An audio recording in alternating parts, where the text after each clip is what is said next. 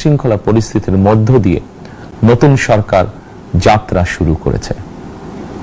আইন শৃঙ্খলা পরিস্থিতির উন্নয়ন এবং কঠোরভাবে দুর্নীতি নিয়ন্ত্রণের মাধ্যমে জনগণের মনে শান্তি নিরাপত্তা ফিরিয়ে আনাই হচ্ছে আমাদের সরকারের প্রধান অগ্রাধিকার।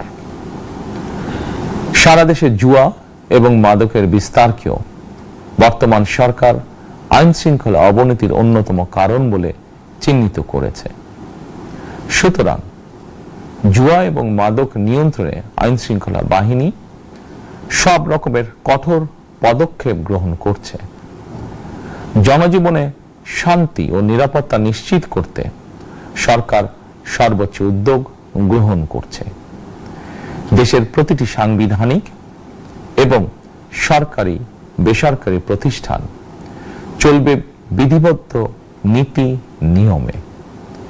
দলীয় কিংবা রাজনৈতিক প্রভাব প্রতিপত্তি অথবা জোর জবরদস্তি নয়, আইনের শাসনই হবে রাষ্ট্র পরিচালনার শেষ কথা।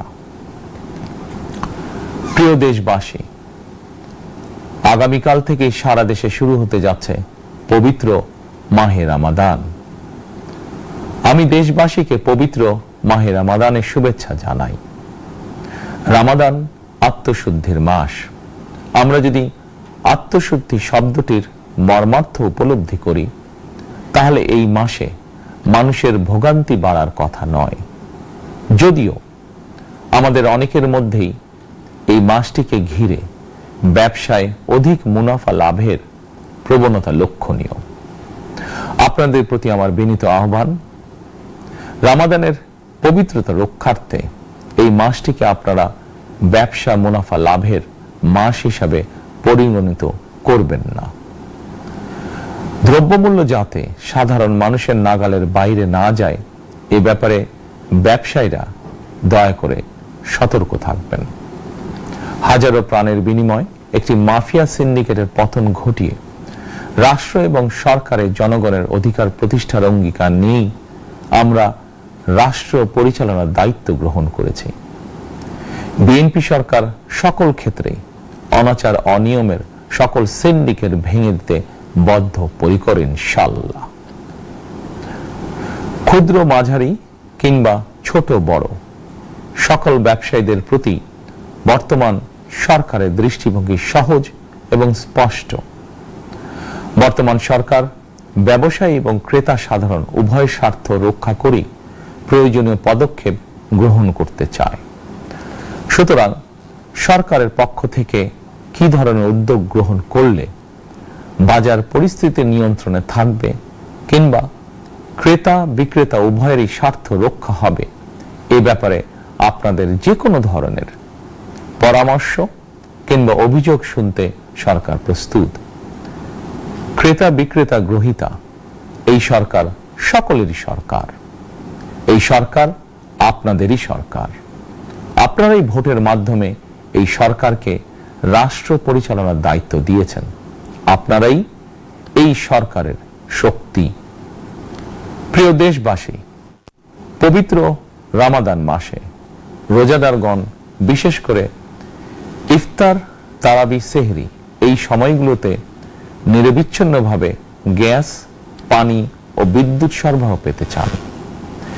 এই বিষয়টি নিশ্চিত করতে এরই মধ্যে আমি সংশ্লিষ্ট কর্তৃপক্ষকে নির্দেশনা দিয়েছি।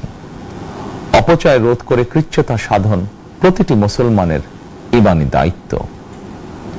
অফিস আদালতে বিনা প্রয়োজনে কিংবা প্রয়োজনের অতিরিক্ত গ্যাস, বিদ্যুৎ, পানি খরচের ব্যাপারে সচেতনতা অবলম্বন করাও ইবাদতেরই অংশ বলেই আমি মনে করি। দেশের সকল সরকারি বেসরকারি কর্মকর্তা কর্মচারী এবং জনসাধারণের প্রতি কৃচ্ছ্রতা সাধনের আহ্বান জানানোর আগে আমি সরকারের মন্ত্রী এবং বিএনপি সংসদ সদস্যদেরকে দিয়েই একটি দৃষ্টান্ত স্থাপন করতে চেয়েছি। বিএনপি সংসদীয় দলের প্রথম সভাতেই আমরা সিদ্ধান্ত নিয়েছি, বিএনপি থেকে নির্বাচিত কোন সংসদ সদস্য সরকারি সুবিধা নিয়ে ট্যাক্স ফ্রি গাড়ি আমদানি করবেন না এবং প্লট সুবিধাও নেবেন না। আমি আপনাদের সামনে বলেছিলাম, রাষ্ট্র পরিচালনার সুযোগ পেলে বিএনপি সরকার মহানবীর ন্যায়পরায়ণতার আদর্শ অনুসরণ করবে। আমি মনে করি বিএনপির সংসদীয় দলের এই সিদ্ধান্ত ন্যায়পরায়ণতার আদর্শেরই একটি অন্যতম প্রতিফলন। প্রিয় দেশবাসী, বিভাগীয় শহরগুলিতে বিশেষ করে রাজধানী ঢাকায় যানজট অত্যন্ত নিয়ন্ত্রণহীন। হাটে মাঠে ঘাটে, অফিস আদালতে জনগণের ভোগান্তির শেষ নেই। জনজীবনের নানা ক্ষেত্রে জনদুর্ভোগ লাঘব করা না গেলে জনমনে স্বস্তিও ফিরবে না। রাজধানীতে জনসংখ্যার চাপ কমাতে বিকল্প ব্যবস্থা গ্রহণ করা জরুরি হয়ে পড়েছে। মানুষ তার নিজ জেলায় কিংবা নিজের বাসা বাড়িতে থেকেও যাতে সহজভাবে সঠিক সময়ে অফিস আদালত ব্যবসা বাণিজ্য করতে পারেন, সেই লক্ষ্যকে সামনে রেখেই সারা দেশে রেল যোগাযোগ ব্যবস্থা ঢেলে সাজানোর উদ্যোগ নেওয়া হচ্ছে। এই পরিকল্পনার অংশ হিসাবে প্রথমেই রেল, নৌ, সড়ক এবং সেতু মন্ত্রণালয়ের কার্যক্রম পুনর্বিন্যাস ও সমন্বয় করা হচ্ছে।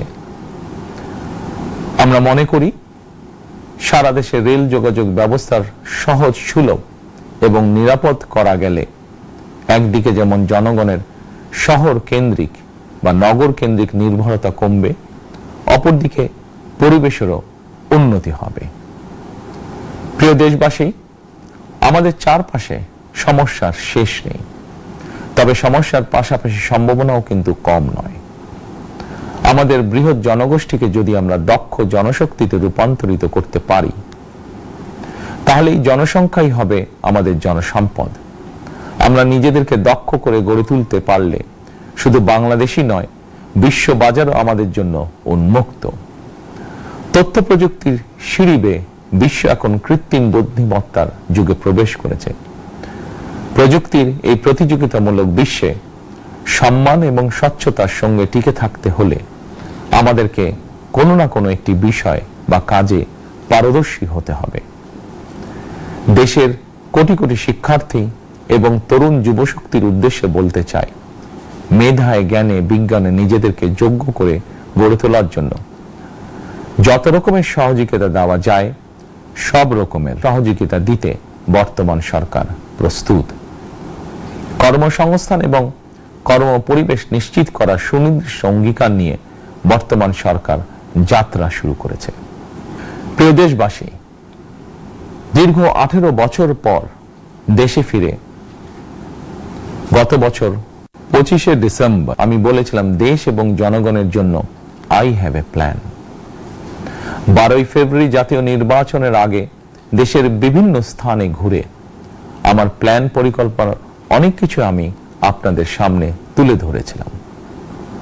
আপনারা স্বাধীনতার ঘোষকের প্রতিষ্ঠিত দল বিএনপিকে ভোট দিয়ে রাষ্ট্র পরিচালনার দায়িত্ব দিয়েছেন, সকল পরিকল্পনা বাস্তবায়নের সুযোগ দিয়েছেন। এখন এই সুযোগকে কাজে লাগিয়ে সকল অঙ্গীকার পূরণ করার দায়িত্ব বিএনপি সরকারের। আমরা আমাদের পরিকল্পনা এবং প্রতিশ্রুতি বাস্তবায়নের কাজ শুরু করে দিয়েছি ইনশাআল্লাহ। অঙ্গীকার পূরণের এই যাত্রা পথে আমরা ভবিষ্যতের দিনগুলোতেও আপনাদের অব্যাহত সমর্থন প্রত্যাশা করি। প্রিয় দেশবাসী, সরকার প্রধান হিসাবে আমি দেশবাসীর উদ্দেশ্যে একটি বিষয়ে প্রতি দৃষ্টি আকর্ষণ করে বলতে চাই। নবগঠিত সরকার গঠনের সুযোগ দিতে যারা বিএনপিকে ভোট দিয়েছেন কিংবা দেননি অথবা কাউকেই ভোট দেননি, এই সরকারের প্রতি আপনাদের সবার সমান অধিকার। বিএনপি সরকার বিশ্বাস করে দল, মত, ধর্ম, দর্শন যার যার, রাষ্ট্র সবার।